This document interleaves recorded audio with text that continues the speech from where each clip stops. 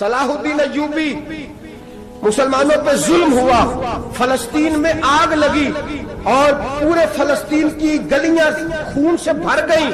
ایک دن کے اندر 70,000 مسلمان قتل ہوا۔ گھوڑوں سے سڑکوں پہ چلا نہیں جاتا تھا، گھوڑے پھسلتے تھے، اتنا خون تھا، اور کچی سڑکیں تھی، اتنا خون تھا۔ پہلے کچی زمین نے خون پیا، پھر خون اس سے باہر آیا، پھر بھی اتنا 70,000 آدمی قتل ہوا۔ صلاح الدین ایوبی کون تھے؟ میرے غوث اعظم جیلانی کے مدرسے کے طالب علم تھے۔ جامعہ نظامیہ مدرسہ، یہ مدرسے ہیں جنہوں نے دین کے مجاہد پیدا کیے، مدارس ہیں جنہوں نے دین کے مجاہد پیدا کر کے پوری دنیا کے اندر پھیلائے ہیں۔ مدارس کے اندر دہشت گردی آئی، میں اختلاف نہیں کرتا، لیکن ابھی بھی مدرسے ہیں جن مدرسوں سے رسول اللہ کے دین کا سچا درس دیا جاتا ہے، امن، پیار اور محبت کی فضا کو عام کیا جاتا ہے وہ مدارس، اور انشاءاللہ قیامت کی صبح تک وہ مدرسے قائم رہیں گے۔ صلاح الدین ایوبی مدرسے کے طالب علم ہے، مدرسے کا، لیکن مدرسہ اس کا تھا جو ساتھ درویش بھی تھا۔ صلاح الدین ایوبی اکیلا اپنے دوستوں سے کہنے لگا مسلمانوں کی مدد، چند سالوں میں نکلو مدد کرے۔ انہوں نے کہا تیرے نکلنے سے کیا ہوگا؟ کہنے لگا میں نے نہیں نکلنا، میرے اللہ نے میری مدد کرنی ہے، میرے اللہ نے میری اٹھ باندھ کمر، کیا ڈرتا ہے پھر دیکھ خدا کیا کرتا ہے، اور میں مجھے نکلنے دے، اللہ میری مدد کرے گا۔ تھوڑا تھوڑا کر کے فوج جمع کی، کوشش کی۔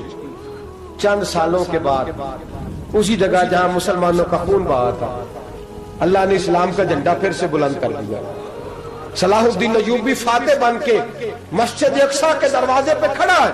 چند سال گزرے، عیسائیوں کا اپنا وہ ظلم ابھی یاد ہے، اور عیسائی سارے لیڈر کہتے ہیں تیاری کر لو، اب ہمارے بچے کاٹے جائیں گے، عورتیں بیوہ ہوں گی، گردنیں کٹیں گی، اب دیکھنا جتنا خون ہم نے بہایا تھا مسلمان اس سے دگنا بہائیں گے۔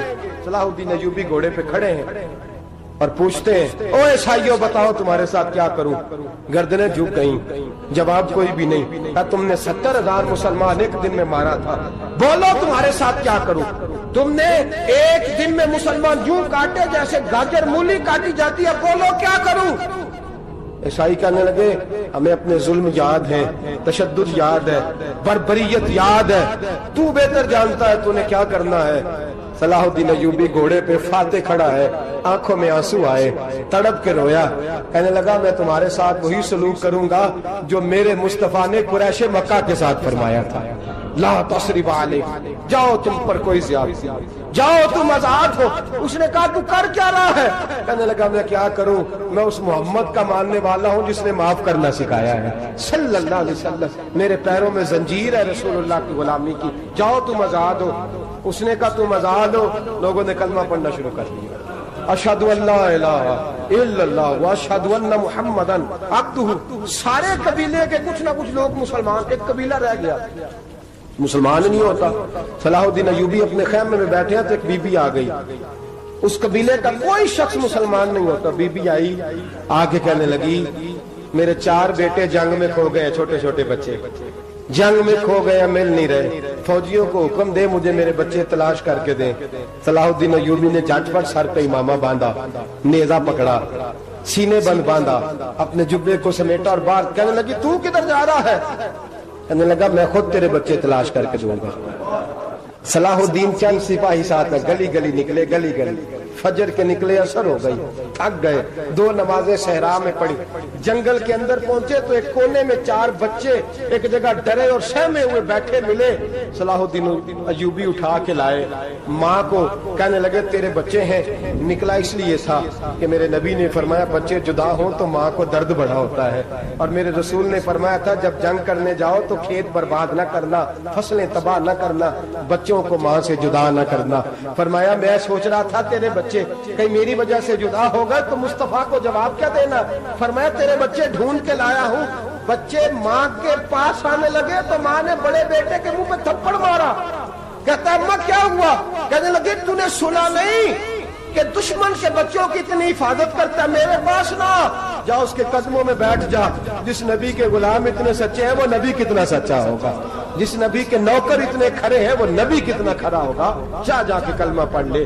مسلمانوں کی نا ایک تعداد لڑتے لڑتے دور چلے گئی. تاتاریوں نے قید کر لیا. 4 مسلمان تھے, تبلیغ کرنے گئے, جنگ کرنے گئے, جہاد کرتے کرتے کافروں سے لڑتے تاتاری قوم میں چلے گئے.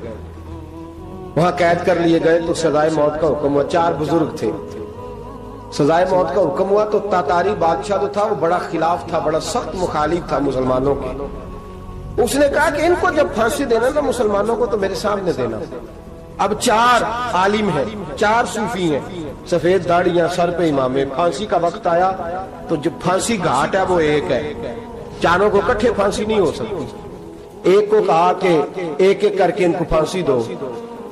جب پھانسی کا وقت آیا نا تو جو سب سے پیچھے صوفی تھے وہ دوڑ کے آگے آئے, کہنے لگے بادشاہ پہلی باری میری لگا. پہلی.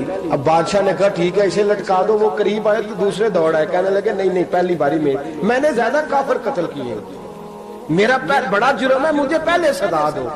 ان کو پھانسی دینے لگے تو تیسرے آ گئے, کہنے لگے نہیں یہ تو میرا قتل کرتا تھا, رستے میں بتایا کرتا تھا, ڈھونڈ کے میں بتلاتا تھا کہ یہاں زیادہ تعداد ہے, مجھے پہلے پھانسی دو. تیسرے کے ساتھ بات ہو رہی تھی تو چوتھا دوڑا آیا, کہنے لگا یہ رستے بتاتا تھا, یہ تبلیغ کرتا تھا, یہ سارا کچھ کرتا تھا, لیکن کہا یہ کہتے تھے چلو واپس چلتے ہیں, میں جانے نہیں دیتا تھا. میں کہتا تھا اور کافر مارنے, اور علاقے فتح کرنے, میرا جرم بڑا ہے, مجھے پہلے پھانسی دو. بادشاہ کہنے لگا مجھے 35 سال ہو گئے حکومت کرتے, بڑی دنیا کو پھانسی دی ہے. لوگ تو ایک دوسرے کو دھکے دیتے ہیں کہ پہلے تو جا, اور تم کیسی قوم ہو کہ ایک دوسرے پہ قربان ہو رہے ہو. کہنے لگا تم ایک باپ کی اولاد ہو. جاگ رہے آپ لوگ. تاتاری بادشاہ, کافر بادشاہ, اسلام کی مخالفت کر دیں, ایک باپ کی اولاد ہو کا نہیں, ایک قبیلے کے رہنے والے ہو کا نہیں, ایک ملک کے رہنے والے ہو نہیں. اس نے کہا رشتہ کیا ہے تمہارا, رشتہ کیا ہے؟ بول کے کہنے لگے خدا ایک ہے, نبی ایک ہے. خدا ایک ہے اور نبی منفرد ایک ہے. اس قوم کی نقصان بھی ایک ہی سب کا نبی. اللہ بھی, قرآن بھی ایک. کیا ہی اچھا تھا ہوتے اگر مسلمان بھی ایک, یوں تو سید بھی ہو, مرزا بھی ہو, افغان بھی ہو, تم سبھی کچھ ہو, بتاؤ کہ مسلمان بھی ہو. فرمایا ہمارا اللہ ایک ہے, نبی ایک ہے. تو کہا پھر ایک دوسرے پہ جان کیوں دیتے ہو؟ فرمایا ہمارے نبی نے ہمیں بھائی بنا دیا ہے. بھائی کا دل نہیں کرتا اس کی آنکھوں کے سامنے بھائی چلا جائے, ہمارا دل نہیں کرتا پہلے مجھے دے. بادشاہ کہنے لگا تمہارا جذبہ مجھے متاثر کر گیا, جاؤ میں تم چاروں کو آزاد کرتا ہوں, تمہیں آزاد کرتا ہوں. میرے دوستو یہ رنگ تھا, دیکھیں نا, یہ اس دھرتی نے نظام دیکھا ہے نا, اس فلک نے پہلی بار دیکھا, اس زمین نے پہلی بار. اور میرے حضرت صاحب فرمایا کرتے تھے زمین تڑپ کے روئی, اس نے پہلی دفعہ دیکھا. احد کا میدان ہے, 3 صحابہ تپتی ہوئی زمین پہ زخموں سے چور پڑے ہیں. حضرت انس بن نضر رضی اللہ تعالیٰ عنہ پانی کا پیالہ لے کے پہنچے. ایک زخمی سے کہا تجھے پانی پلانا ہے, تو کہنے لگا میرے زخم تھوڑے ہیں, وہ جو ساتھ پڑا اس کے زخم گہرے ہیں, پہلے اسے پانی پلا دے, جا اسے دے دے. اس کے پاس پہنچے تو وہ کہنے لگا وہ مجھ سے پہلے گرا تھا, اس کا زخم زیادہ گہرا ہے, اسے پانی پلا. تیسرے کے پاس گئے تو کہنے لگا چوتھا تڑپ زیادہ رہا ہے, اس کی عمر زیادہ ہے, میں تو جوان ہوں برداشت کر لوں, بڑھاپے کی وجہ سے نڈھال ہو گیا, پہلے اسے پانی پلا. چوتھا کہنے لگا 5ویں کے پاس جا, 5واں کہنے لگا 6ٹھے کے پاس جا. حضرت انس بن نضر کہتے میں رو پڑا, میں نے کہا محمد کے غلاموں, رسول نے تمہیں کیسا جذبہ دے دیا ہے, زبانیں پیاس سے باہر ہے لیکن تمہاری اخوت مرتے دم تک قائم ہے. کہتے میں 7ویں کے پاس گیا تو کہنے لگا اگر 6 قربانی دے سکتے ہیں تو مجھے خود غرض نہ سمجھ, میں نے نہیں پانی پینا, جا پہلے کے پاس لے جا. کہتے میں پہلے کے پاس آیا تو روح پرواز کر گئی, دوسرے کے پاس آیا تو روح پرواز کر گئی, میں 7ویں تک آیا تو انتقال کر گئے. کہتے ہیں پانی کا پیالہ میں نے اٹھایا اور میں نے زمین پہ رکھا تو میں نے کہا پانی کھوا رہنا, محمد کے غلام مر تو جاتے ہیں پر ایک دوسرے کا خیال بڑا رکھا کرتے ہیں, کھوا رہنا یہ مر جایا کرتے لیکن ایک دوسرے کا درد. میرے دوستو لٹا ہوا برما, روتے ہوئے مسلمان, سسکیاں اور آہیں لیتی ہوئی مائیں پوچھتی ہیں اے خاصا اے خاصان رسول, وقت دعا ہے, امت پہ تیری آ کے عجب وقت پڑا ہے، وہ دین جو بڑی شان سے نکلا تھا وطن سے، پردیس میں وہ دین آج غریب الغربا ہے۔ فریاد ہے اے کشتی امت کے نگہباں، بیڑا یہ تباہی کے قریب آن لگا ہے۔ اور کیا خوبصورت جملے کہے تھے کہ نبی پاک صلی اللہ علیہ وسلم نے، حضور نے فرمایا تھا میرا مومن ایک جان کی طرح ہوتا ہے، ایک جان کی طرح ہوتا ہے، ایک کو تکلیف ہو جسم کے ایک حصے کو سارا حصہ پریشان ہوتا ہے۔ فرمایا یہ ایک مکان کی طرح ہے، ایک اینٹ دوسری اینٹ کو مضبوط کرتی ہے۔ فرمایا یہ مضبوط لوگ ہیں، یہ مضبوط لوگ۔ حضرت عمر فاروق کا زمانہ ہے، ایک آدمی نے سیری بھیج دی ایک گھر میں بطور تحفہ، قحط کا زمانہ تھا، گوشت ملتا نہیں تھا، جانور، ایک آدمی نے سیری بھیج دی ایک آدمی کے گھر میں۔ اس نے کیا کیا؟ اس نے اپنی بیوی سے کہا ہماری تو خیر ہے، ساتھ والا پڑوسی زیادہ غریب ہے، ادھر نہ بھیج دے، یہاں گندم امیر شہر کی ہوتی رہی خراب، اور بچی کسی فقیر کی فاقوں سے مر گئی۔ کہا ساتھ والے پڑوسی کے گھر سے میں کئی دنوں سے بھوک کی آوازیں، وہاں بھیج دے۔ اس کے گھر گئی تو اس کی بیوی شوہر کو مشورہ دیتی ہے، کہتی ہے میرے بچے تو دلیر ہے، ساتھ والے کے چھوٹے ہیں، وہ گزارا نہیں، ادھر نہ بھیج دے۔ ادھر گئی۔ ایک روایت ہے 7 گھر، ایک روایت ہے 21 گھر۔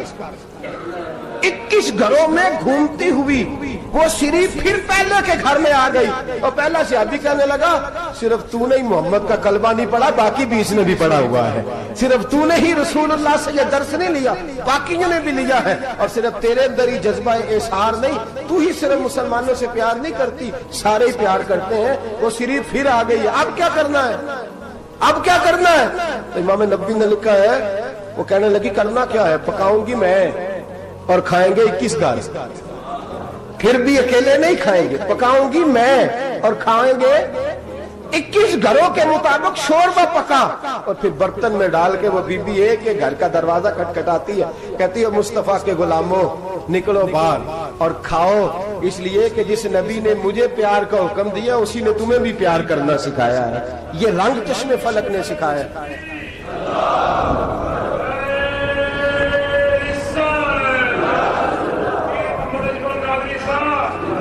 آپ کی بڑی مہربانی، زندہ باد وہی ہے جس کو اللہ رسول زندہ باد فرمائے، بڑی مہربانی، اللہ جزا دے۔ بنو قریظہ اور بنو نذیر 2 محلے تھے یہودیوں کے۔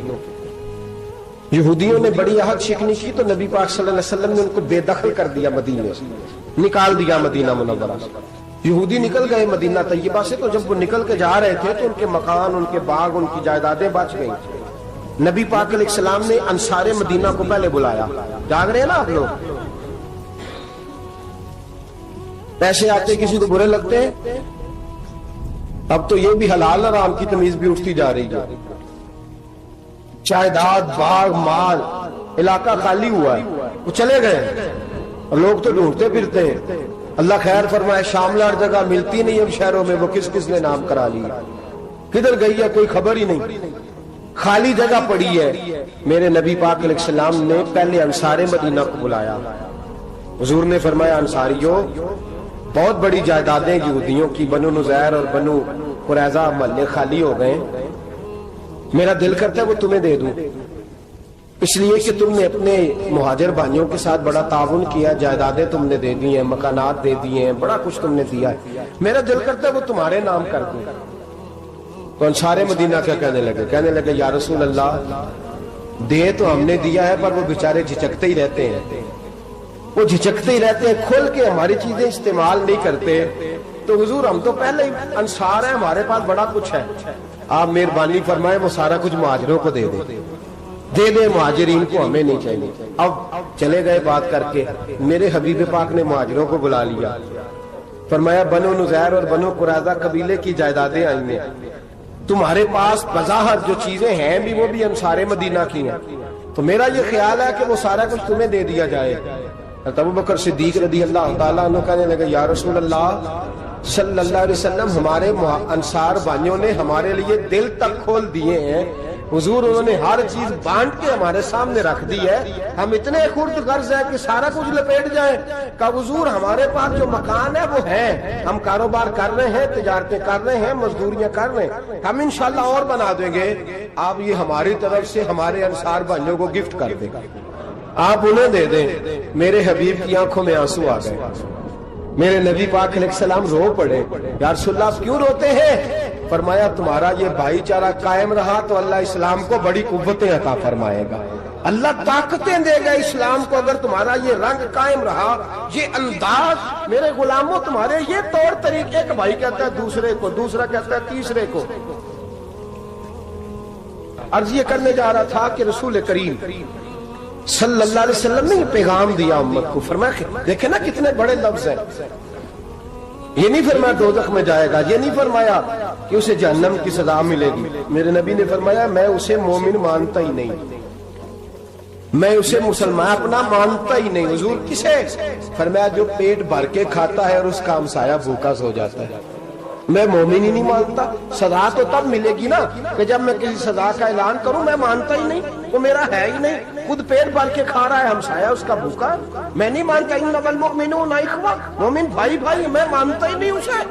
اور میرے حبیب پاک اتنے بڑے لفظ حدیث میں اور کہیں نہیں ملیں گے آپ کو, اتنے بڑے جملے کہیں نہیں ملیں گے. میرے نبی پاک نے فرمایا اللہ کہے گا قیامت کے دن, کون؟ اتنے بڑے لفظ حدیثوں میں ملتے نہیں جتنے یہ ہیں. حضور نے فرمایا رب فرمائے گا بندے سے کہ میں تیرے پڑوس میں بھوکا تھا, تو نے مجھے روٹی کیوں نہیں کھلائی؟ کون کہہ رہا ہے؟ اللہ کہہ, میں بھوکا تھا تو نے روٹی نہیں دی, میں ننگا تھا تو نے کپڑا نہیں دیا, میں پیاسا تھا تو نے پانی نہیں پلایا, میں بیمار تھا تو تیمارداری. یا اللہ نہ تو کھاتا ہے, نہ پیتا ہے, نہ کپڑا پہنتا ہے, نہ تو بیمار ہوتا ہے. لا تاخذہ سنۃ ولا نوم, تجھے بیماری آتی نہیں, اونگ نیند نہیں آتی. میرے مالک تو میرے پڑوس میں تھا. حضور فرماتے ہیں رب فرمائے گا وہ جو بندہ تیرے پڑوس میں بھوکا تھا تو بندہ تو میرا ہی تھا نا, وہ جو بندہ تیرے پڑوس میں ننگا تھا تو بندہ تو میرا ہی تھا نا, وہ جو تیرے پڑوس میں پیاسا تڑپتا رہا تو وہ میرا ہی بندہ تھا.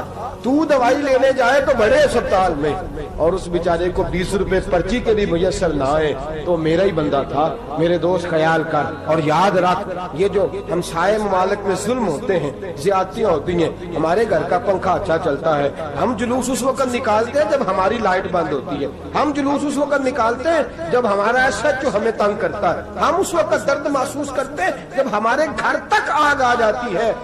یہ جو باہر آگ جل رہی ہے یہ تیرے گھر بھی آ سکتی ہے. یہ جو باہر فساد ہو رہا ہے یہ تیرے دروازے تک آ سکتا ہے. میرے رسول پاک نے ایک جان, مسلمان کو ایک جان قرار دیا. مجھے بتائیے انگلی کو کٹ لگ جائے, مسلمان ایک جان ہے نا, انگلی کو لگ جائے کٹ,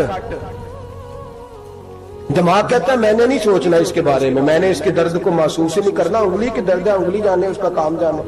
ایسے ہی ہوتا ہے نا. بولے پیروں سے کہتے ہیں, انگلی کہتی ہے چل ڈاکٹر کے پاس, پیر کہتے ہیں نہیں میں نے نہیں جانا, انگلی کا کام ہے انگلی جائے. ایسے ہی ہے نا. دل سے کہتے ہیں تو تڑپ تھوڑا سا, انگلی کو درد ہے, کہتے میں تو تڑپوں, انگلی کا ماما, انگلی جانے, اس کا کام جانے. ٹیلی فون کرنا ہے, ڈاکٹر صاحب کا پتہ کرنا ہے, تو کان کہتے ہیں میں نے نہیں بات سننی ڈاکٹر صاحب کی, زبان کہتی ہے میں نے نہیں بولنا, انگلی جانے. ایسا ہوتا ہے. پیر احتجاج کرتے کہ میں نے ڈاکٹر کے پاس, میں کچھ چکر کھاتا پھروں ڈاکٹر کی دکان کی, انگلی کو درد ہے انگلی جانے. ایسا ہوتا ہے بھئی. میرے رسول پاک نے فرمایا مسلمان ایک جان ہے. تو درد برما کے مسلمانوں کو ہو رہا ہے تو پاکستانی کہہ رہے ہیں کوئی بات نہیں, وہ جانے, ان کا کام جانے. ایک جان ہے نا, درد ہونا چاہیے, تکلیف ہونا چاہیے. پھٹے پہ باتیں ہوتی ہیں اس موضوع پہ, اسمبلی پہ گفتگو ہوئی ہے اس موضوع پہ, آپ کی صوبائی اسمبلیاں اس موضوع پہ بولی ہیں, آپ کے کونسل اس موضوع پہ بولے. ہم تو اپنی اپنی سیاستیں, اپنے اپنے تماشے, اپنے اپنے چکروں میں لگے ہوئے. وہ دریا کے اندر سسکتے مسلمان, بنگالی کہتے ہیں ہمارے نہیں, برمی کہتے ہیں ہمارے نہیں, پاکستانی کہتے ہیں ہمارے نہیں, ترکی کہتے ہیں. وہ کس کے ہیں؟ وہ کس کے ہیں؟ وہ اللہ کے بندے ہیں, محمد عربی کے غلام ہیں صلی اللہ علیہ وسلم. لیکن میرے دوستو کیا ہمیں کیا غرض ہے, وہ جانے, ان کا کام جانے. یہ جب تیرے پیروں تک آگ آئے گی پھر تجھے پتہ چلے گا یہ بڑی سخت آگ ہے. آج جس کافر نے برما پر عرصہ دراز تنگ کیا, مسلمان تھوڑے تھوڑے مفاد لینے کی خاطر نا, بنو عباس اور بنو امیہ کی جنگ چل رہی تھی. بنو عباس جو تھے وہ غالب آ گئے, بنو امیہ جو تھے ان کی حکومت ختم ہو گئی. تو عیسائیوں نے بنو امیہ سے کہا کہ ہم تمہارے ساتھ تعاون کرتے ہیں, ہم تمہارے ساتھ تعاون کرتے ہیں اور بنو عباس پہ غلبہ پا کے تمہیں حکومت دلاتے ہیں. بنو امیہ بڑی جدوجہد کر رہے تھے بادشاہی کے لیے, لیکن انہوں نے کہا کہ ہم لڑ رہے ہیں, کوشش کر رہے ہیں, لیکن ہمیں کسی کافر کی مدد کی ضرورت نہیں. ہم جتنا مرضی لڑیں لیکن کافروں کے ہاتھوں بنو عباس کو مروانے کو ہم تیار نہیں ہیں. ہمیں خبردار، تمہارا آپس کا معاملہ ہے، ہم خود نمٹ لیں گے، تمہیں اجازت نہیں دیتے تم اندر کودو اور کود کر کے تم فسادات پیدا کرو اور مسلمانوں کے اندر تقسیم کرو. میرے دوستو، مسلمان کو سوچنا چاہیے، سوچ بڑی رکھنی چاہیے. گھر کی جنگ سے نکل آ، اب بہو ساس کے جھگڑے سے باہر آ جا، اب محلے کی سیاست چھوڑ کے باہر کا سوچ. اب اسلام کو تیری حاجت ہے. اب پوری دنیا جب مسلمان کو دیکھے نا، فیس بک یوز ہوتی ہے، اس پہ نوجوان جب اسلام کی بات کرنے لگے گا، اس پر جب بڑا اسلام کی بات کرنے لگے گا، پوری دنیا میں پیغام جائے گا کہ مسلمان اب جاگنے لگا ہے، مسلم خابیدہ بیدار ہونے لگا ہے، اب اس کی آنکھیں کھلنے لگی ہیں، اب یہ اپنے مذہب کی بات کرتا ہے، اب یہ اپنے ملک سے، صوبے سے، برادری سے نکل کر بولتا ہے. اب یہ کہتا ہے کہ بازو تیرا توحید کی قوت سے قوی ہے، اسلام تیرا دیش ہے، تو مصطفی ہے. اب یہ بڑی سوچ رکھتا ہے، اب یہ عالمی بات کرتا ہے. میرے دوستو، ہمارا تو حال یہ ہے. امام اعظم ابو حنیفہ کا فتویٰ ہے، آپ فرماتے ہیں جو مولوی عالمی حالات سے باخبر نہ ہو وہ جمعے کی تقریر نہ کرے، وہ مسلمانوں کی رہنمائی نہیں کر سکتا. عالمی حالات سے جو خبردار نہ ہو، تو جس کو چھٹی ہو جائے، تو نے ختم نہیں پڑھا، دوڑ جا مسجد سے، تو ختم نہیں پڑھتا ہمارے، تجھے پتہ ہی نہیں دکان رہتا ہے، بھاگ جا. وہ عالمی حالات پہ بات کرے گا، کیونکہ بیچارے کو تو پتا ہے میری سویرے چھٹی ہو جانی. سیاست کا لفظ چھیڑا نہیں تو میں گیا نہیں. یاد رکھے، وہ جو بیداری ہے، وہ جو اعلیٰ ظرفی ہے، وہ جو بڑی سوچ ہے، وہ جو ملت کی سوچ ہے، وہ جو قومیت کی سوچ ہے، وہ جو آگے بڑھنے کا زاویہ ہے، وہ تو اندر اقبال کہتے ہیں گلا تو گھونٹ دیا اہل مدرسہ نے تیرا، گلا تو گھونٹ دیا اہل مدرسہ نے تیرا. تجھے تو مدرسے والوں نے پلیٹ پکڑا دیا ہے کہ جا سویرے لنگر کٹھا کر کے لا اور دوپہر کو روٹیاں مانگ کے لا اور دیکھ آج مرا کون ہے، ختم کس کا پڑھنا ہے. تو گلا تو گھونٹ دیا اہل مدرسہ نے تیرا، اب کہاں سے آئے گی صدا لا الہ الا اللہ. تو گھونٹ دیا تیرا گلا، تو کیسے بڑی بات کرے گا؟ بڑی بات کے لیے بڑی سوچ چاہیے، بڑی تگودو چاہیے، بڑی کوشش چاہیے، بڑا حوصلہ چاہیے. مسلمان چھوٹی چھوٹی لڑائی میں، چھوٹی چھوٹی جنگ میں، ایک دکاندار دوسرے دکاندار سے لڑ رہا ہے، گلی والا دوسری گلی والی سے لڑ رہا ہے، محلے والا محلوں پہ اعتراض. ایک شہر میں رہنے والے میں نے دوسرے محلے پہ اعتراض کرتے دیکھا. یقین کریں، ایک شہر میں رہنے والے، علاقے میں بسنے والے کہتے ہیں بھائی توبہ ہے، اس محلے تو اللہ ہی بچائے. لا حول ولا قوت. وہ جو تقسیم در تقسیم کی سوچ ہے، اس نے چھوٹے چھوٹے ٹکڑوں میں مسلمانوں کو بانٹ دیا ہے. چھوٹی چھوٹی تقسیم ہے، چھوٹا چھوٹا ہمارا مزاج ہے، چھوٹی سوچ ہے. بڑی سوچ کی بات سنیے. صلاح الدین ایوبی، جاگ رہے ہیں نا آپ لوگ؟ تو آخنا حضرت صاحب ایڈی وڈی گل چھیڑ چھڑی ہے، یہ مطلب ہی کون نہیں، کنے برما جانا ہے تو کنے مدد کرنی ہے. میں تو بھائی فریضہ سر انجام دے رہا ہوں. میرے نبی نے فرمایا برائی کو یا ہاتھ سے بدل، ہاتھ سے نہیں بدل سکتا تو زبان سے تو بولنا. تو میں معذور ہوں، کمزور آدمی ہوں، ہاتھ سے بدلنے کی طاقت نہیں رکھتا، تو دوسرے درجے پہ تو مجھے عمل کرنے دو نا. اثر کرے نہ کرے سن تو لے میری فریاد، نہیں ہے داد کا طالب یہ بندہ آزاد. رونے تو دو، تڑپنے تو دو، آہیں تو بہانے دو، سسکیاں تو لینے دو، مار کھائیے تو تڑپنے تو دو. وہ قرآن پاک برما میں پابندی لگی ہے تو میں یہاں سوچنے لگا ہوں کہ وہاں تو پابندی لگی ہے، یہاں پہلے ہی لوگ کوئی نہیں پڑھی. معاذ اللہ تعالیٰ حالات دن پہ دن مسلمانوں کے لیے ایک ایک کر کے. افغانستان میں جو آگ لگی تھی، پھر وہ عراق میں بھی لگی، پھر وہ لیبیا میں بھی لگی، پھر وہ مصر میں بھی لگی، پھر وہ یمن میں بھی لگی. سعودی عرب میں دھماکے ہوئے، میرا دل تڑپا ہے، مجھے پریشانی ہوئی. میں بچے پاس تھے، میں بڑا ڈسٹرب ہوا. میں نے کہا یار یہ ہمارا سب کا اجماعی عقیدت کا مرکز ہے. ہم کم از کم 1000 اختلاف کے باوجود کہا کرتے تھے کہ عرب میں امن ہے یار، وہاں سکون ہے، وہاں دکانیں کھلی چھوڑ کے لوگ چلے جاتے ہیں. وہاں بھی فساد ہونے لگا، وہاں بھی آگ بڑھ گئی ہے.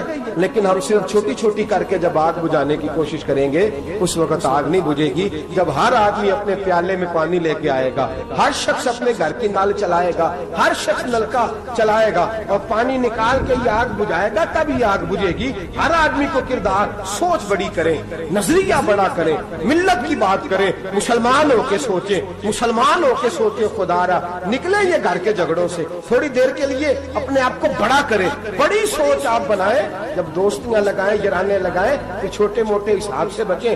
بابا بلے شاہ صاحب فرماتے کورے ورک کتاب نہیں ہوندے، کوڑے ورگ کتاب نہیں ہوندے، پتھر دل گلاب نہیں ہوندے، او بلیا یاری سوچ کے لائی یارا نال حساب نہیں ہوندے۔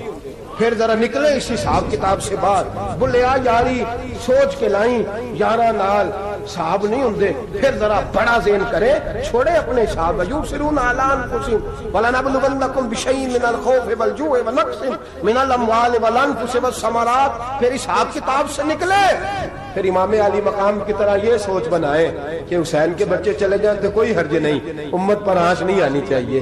ایک امام علی مقام، کل تک امام میدان میں کھڑے تھے تو اکیلے تھے، لیکن آج پوری دنیا کہتی ہے حسین ہمارا ہے، حسین ہمارا ہے۔ آج نظریہ امام علی مقام زندہ ہے، تو اکیلا ہے تو کھڑا ہو، یہ نہ کہا کر چھوٹی سی مسجد ہے، ایک کونا کا کھڑکاوا، مولانا تقریر کر رہے ہیں تو کیا بنے گا، ایک آواز کہیں سے گونجا کرتی ہے، پھر اس میں تاثیر میرا اللہ پیدا فرما دیا کرتا ہے، پھر اس کے اندر قوت میرا رب پیدا فرما دیا کرتا ہے، پھر اللہ اس میں تاثیر پیدا کر کے چار دانگ عالم میں پھیلا دیا کرتا ہے۔ جب آپ نماز پڑھ رہے ہوتے ہیں، جب آپ کا مصلی آباد ہوتا ہے، صلاح الدین ایوبی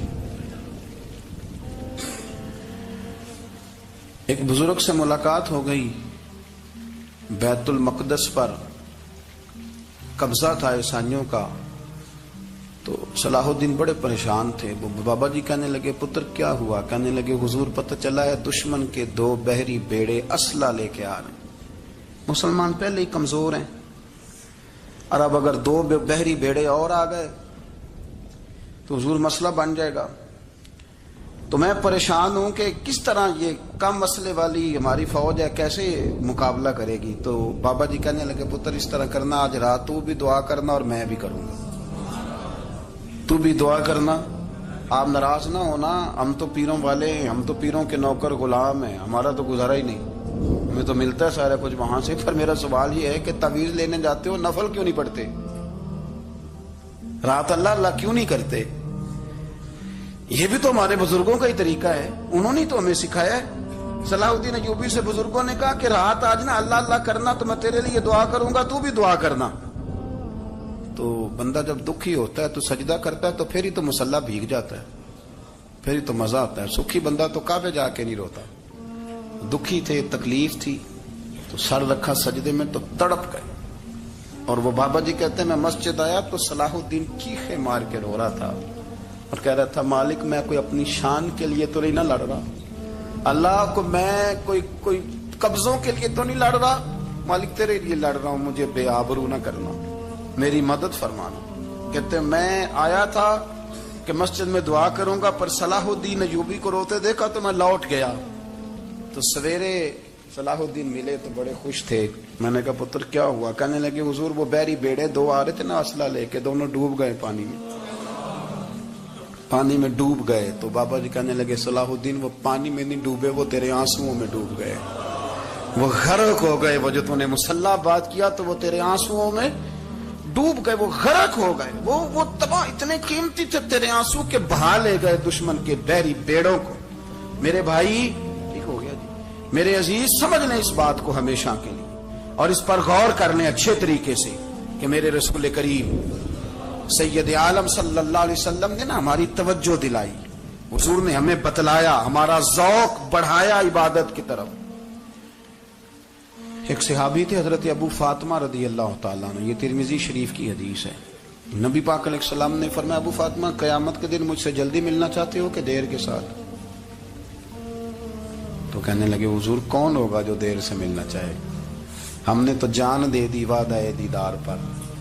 اعلیٰ حضرت فرماتے ہیں جان دے دی وعدہ اور نقد اپنا دام ہو ہی جائے گا۔ مجھے لگتا ہے کہ یہ سودا نقد و نقد ہو جانا ہے، چونکہ ہم نے جان دے دی وعدہ دیدار پر۔ آپ نے وعدہ کیا تھا کہ مریں گے تو پھر زیارت ہوگی، تو مر گئے ہم زیارت کی خاطر۔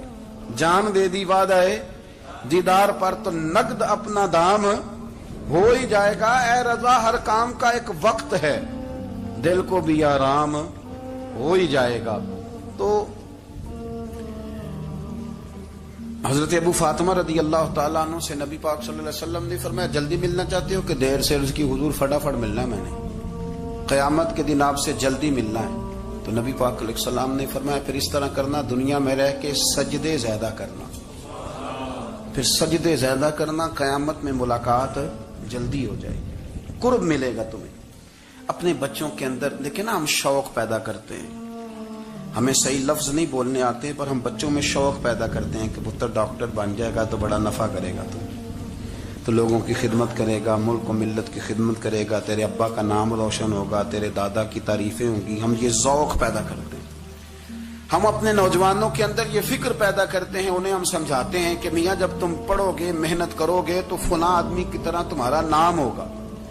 یہ جتنا ذوق ہم بچوں کے اندر ان چیزوں کا پیدا کرتے، ہمیں حکم ہے کسی طرح ہم ذوق پیدا کریں کہ پتر نماز پڑھے گا تو اللہ راضی ہو جائے گا، تو سجدہ کرے گا. دیکھیں نا میرے رسول کریم علیہ السلام نے فرمایا 7 سال کے بچے کو مسجد لے کے جاؤ، یعنی اسے شوق دلاؤ، اس کے اندر یہ خاصیت پیدا کرو کہ اس کا دل کرے مسجد میں جانے کا، اس کے اندر یہ خصوصیات لاؤ کہ وہ ہمارے ہاں نا ہر چیز کو پرموٹ کیا جا رہا ہے، ہر چیز کو یعنی سر سنگیت سکھانے کے لیے اکیڈمیاں بن گئی ہیں، ہر شے پرموٹ ہو رہی ہے. عبادت کا جذبہ کم ہوتا جا رہا ہے، اللہ کا ذوق ہمارے اندر نہیں رہا. اور اتنا مشکل ہم نے اپنے لیے بنا لیا ہے کہ وہ بندہ جو بڑی زبردست مذہبی گفتگو کر رہا تھا اور تگڑی بات کر رہا تھا، کیا بات ہے، لیکن نماز کے بارے میں کمزوری دکھا جاتا ہے، نوافل کے بارے میں وہ چپکے سے نکل جاتا ہے. امام احمد بن حنبل رحمۃ اللہ تعالی علیہ، مسند امام احمد بن حنبل 14 جلدوں میں ہے مارکیٹ میں، اور مجھے تو خیر پسند ہی پڑی ہے، میں نے تو کئی دفعہ پڑھی ہے. اور کیا بات ہے، امام احمد بن حنبل کیسے تگڑے قسم کے محدث تھے، اور اللہ نے کتنا انہیں اعزاز عطا فرمایا ہوا. یہ کوڑے بھی کھاتے تھے دین کی خاطر، سارا کرتا لہو سے بھر بھی جایا کرتا تھا. بڑا اعزاز والا شخص تھے، بڑے اعزاز والے.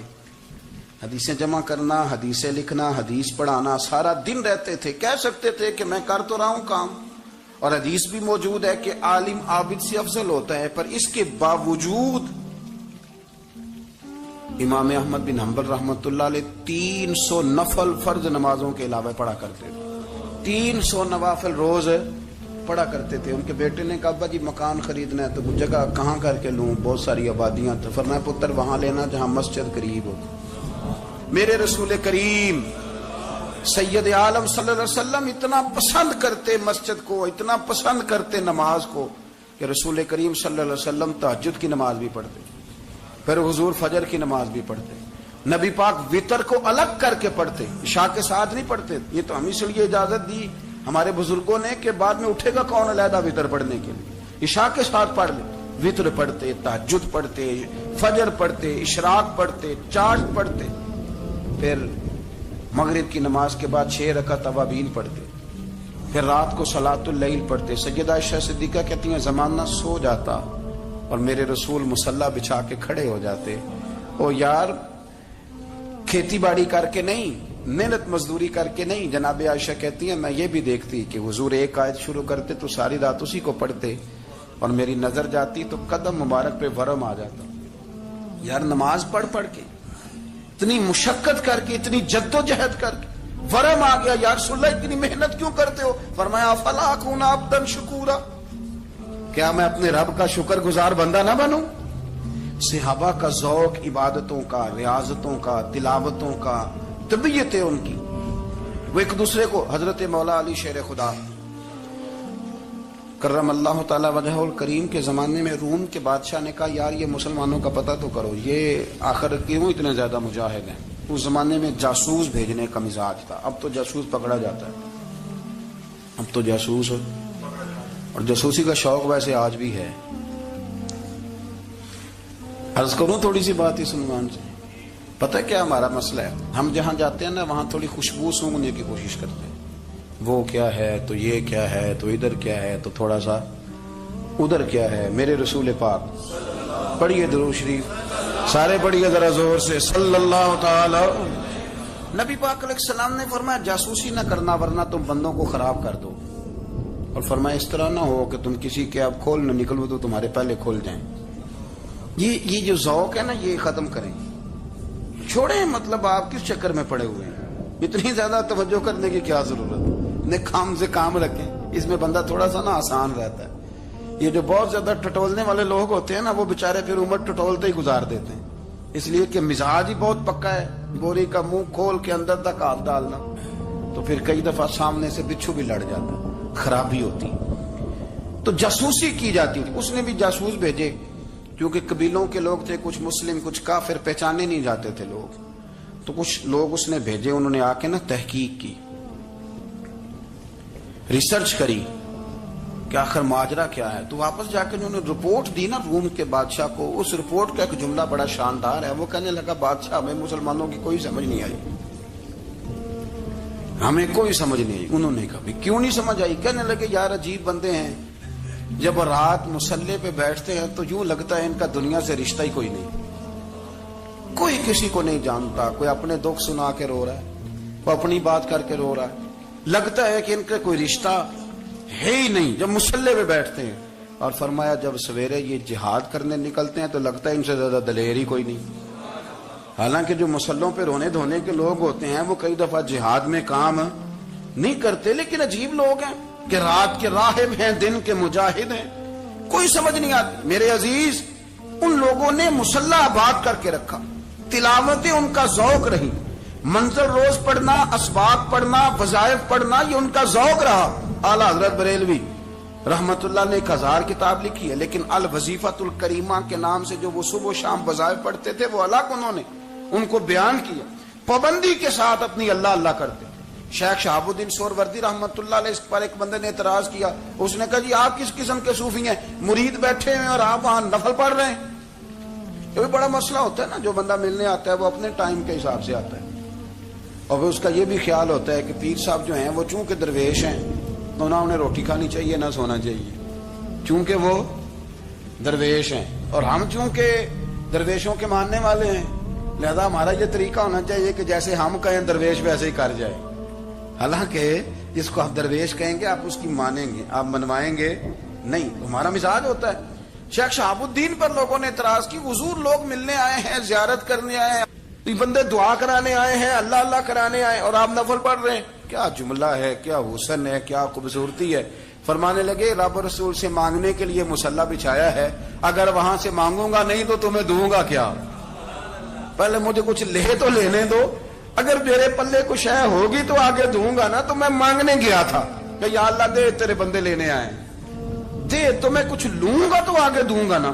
لیکن ہمارا یہ سٹیٹس، یہ مزاج، یہ شعور نہیں ہے۔ گپیں، کہانیاں، داستانیں، گفتگو، خطابت، واز، کیا بات، لیکن اگر کچھ کرنے کا کام ہو تو وہ نہیں ہم سے ہوتا۔ میرے نبی کریم علیہ الصلوۃ والسلام نے مصلی سے دل لگانے کا درس دیا، حضور نے توجہ دلائی، صحابہ اس ذوق کے حامل لوگ تھے، وہ کوشش کرتے تھے۔ جناب صدیق اکبر رضی اللہ تعالیٰ عنہ کا عبادت کا مزاج ہمیشہ قائم رہا۔ حضرت عمر فاروق ساری رات اللہ کے حضور کھڑے رہے۔